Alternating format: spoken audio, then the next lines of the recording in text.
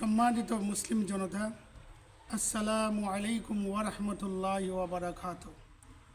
বিসমিল্লাহি ওয়ালহামদুলিল্লাহ, আসসালাতু ওয়াসসালামু আলাইকা ইয়া রাসূলুল্লাহ।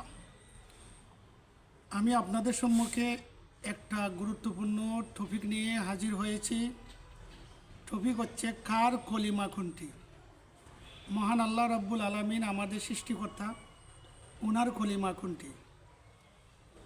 নবী ও রসুল শিরোমণি হযরত মুহাম্মদ মুস্তাফা সাল্লাল্লাহু আলাইহি সাল্লাম, তিনি আমাদের নবী ও রসুল, যাকে পয়দা না করলে আল্লাহ রাব্বুল আলামিন আসমান জমিন কোনো কিছু সৃষ্টি করতেন না। আমাদের নবীজির কলিমা কোনটি।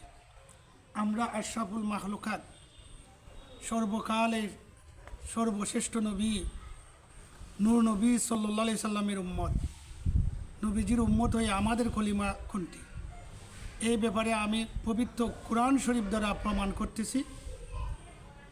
আল্লাহ রাব্বুল আলামিনের কলিমা হচ্ছে তৌহিদ কলিমা, যা সূরা তোহার 14 নম্বর আয়াতে আল্লাহ নিজে বলেন, ইন্নানি আন আল্লাহ লা ইলাহা ইল্লা আনা, নিশ্চয় আমি আল্লাহ, আমি ছাড়া কোনো মাবুদ নাই। তাহলে সূরা তোহার 14 নম্বর আয়াত দ্বারা প্রমাণিত আল্লাহর কলিমা হচ্ছে ইন্নানি আন আল্লাহ লা ইলাহা ইল্লা আনা। আর সূরা মুহাম্মদের 19 নম্বর আয়াত ফা'লাম আন্নাহু লা ইলাহা ইল্লাল্লাহ। আর সূরা আল আরাফের 158 নম্বর আয়াত ইন্নী রাসূলুল্লাহ। সূরা আল আরাফের 158 নম্বর আয়াত সূরা মুহাম্মদের 19 নম্বর আয়াত দ্বারা প্রমাণিত নবীজির কলিমা হচ্ছে লা ইলাহা ইল্লাল্লাহ ইন্নী রাসূলুল্লাহ। নবীজির কলিমা হচ্ছে লা ইলাহা ইল্লাল্লাহ ইন্নী রাসূলুল্লাহ। সূরা মুহাম্মদের 19 নম্বর আয়াত সূরা আল ফাতার 29 নম্বর আয়াত দ্বারা প্রমাণিত সকল মুসলমানের কলিমা হচ্ছে লা ইলাহা ইল্লাল্লাহু মুহাম্মাদুর রাসূলুল্লাহ। সূরা মুহাম্মদের 19 নম্বর আয়াত হচ্ছে ফা'লাম আন্নাহু লা ইলাহা ইল্লাল্লাহ। সূরা আল ফাতার 29 নম্বর আয়াত হচ্ছে মুহাম্মাদুর রাসূলুল্লাহ।